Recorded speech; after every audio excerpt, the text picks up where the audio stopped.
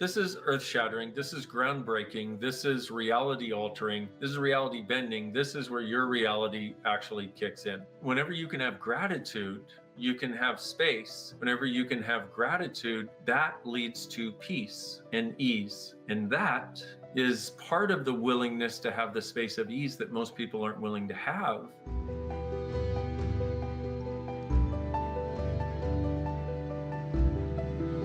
See, these limitations we function from, with processing, we are literally, and I know the meaning, we are literally dislodging and melting layers of limitation, and the layers are in your world like shale, like layers of rocks, basically. And we are dissolving those fixed points of view, creating space at those layers, which collapses other layers, and you never know. You might think, oh, well, I've run this process 100 times, therefore I'm over it. And I'm like, I've listened to them thousands upon thousands of times, and I get more over it. Okay.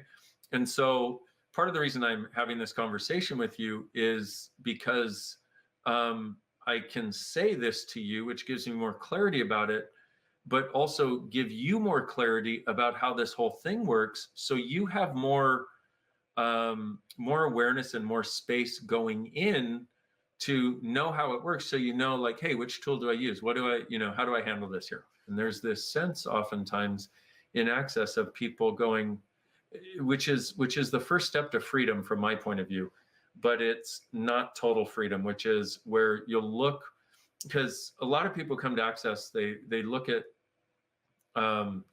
okay, this person was mean or abusive to me, my teacher, my father, mother, whatever. This person was mean and abusive to me, but I must love them, which is coming from this weird place of not actual allowance and caring and gratitude and the space of the space. And so one of the steps to freedom is getting to the point where you go, wow, you know what? Enough. I'm done trying to live according to this thing I was trying to make myself so that I could be loving of you when you were not loving of me. So that's one step, and it's a big step. And that's also the step where you stop trying to see them as perfect and you stop trying to see you as wrong.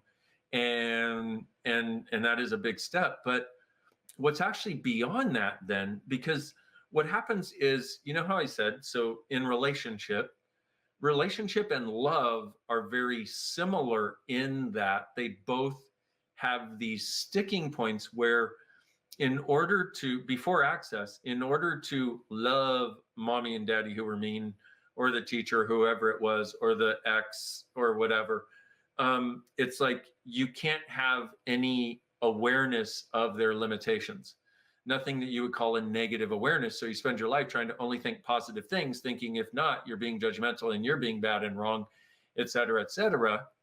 And instead, so what happens, like I was saying, that one step that is truly a step toward freedom is going, hey, you know what? Fuck you. You were mean. You were abusive, and fuck you. That's actually a step in healing. That's a step in getting to more of you, but it's shallower than it could be and less spacious than it could be, because the step beyond that is I see you as everything you are, with no judgment. I see you as everything you are, with no alignment and agreement that was right or wrong, good or bad, necessary, not necessary, and no alignment and agreement that it had anything at all to do with me, and no resistance and reaction also to you and how you are, and no resistance and reaction to everything I learned to be as a result of being around you and everything I thought I couldn't be. In fact, I see you and I have total caring for you as you are, and total caring for me as I am. Hello. Now that takes you beyond love, because in love, how much have you bent, folded, stapled, and mutilated yourself in order to be lovable to somebody else, in order to be what they required you to be, in order to love you, which, let's just face it, 99.99999% of the time was not actually you being you. That was you being some lesser origami version of you in order to receive what you decided you could receive from that or as a result of that. And also, the origami includes you cutting off your awareness of everything they're doing that is indeed wrong and inappropriate. And it also cuts off your awareness that it isn't about you. So that's what love does, is it forces you to origami yourself to have the connection that is called love. That's what relationship does. They live together, they swim together. And yet, what is beyond all of that is this: hello, I see you. And I do not align and agree, and I do not resist and react. But I also have the total caring that I have for you, no matter how abusive you've been. I have the caring that I have for you from one being to another, number one. I have gratitude that, in the case of parents, that you gave me a body. I have gratitude for everything you've shown me about reality that doesn't work. I have gratitude for everything you've shown me that does work. I have gratitude for the parts of my body that I got from you that are absolutely adorable, that everybody wants to touch. It's like, whenever you can have gratitude, you can have space. Whenever you can have gratitude, that leads to peace and ease.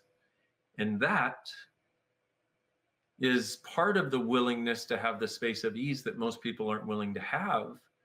And you recognize that then when you have that gratitude and you have that ease, you are beyond being able to be drawn and dragged down into the cesspool. You truly are soaring on your wings, and you truly are being that three-dimensional creature soaring above a two-dimensional reality that everybody else chooses. When you function from judgment, you function from a two-dimensional world, right? The three-dimensional world interacting with the two-dimensional world. They would see a point and then a circle and a circle and a circle and a circle and a circle and a circle and a point, and then it would disappear.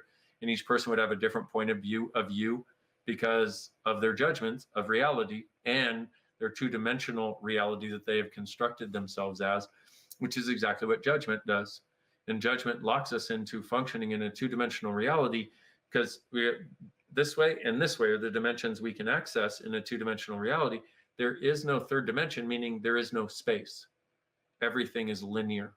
And that fundamentally is where people are functioning in most of their lives right now with their judgments. If you look at what's going on in the world right now, you're basically, let me ask you if this seems to apply.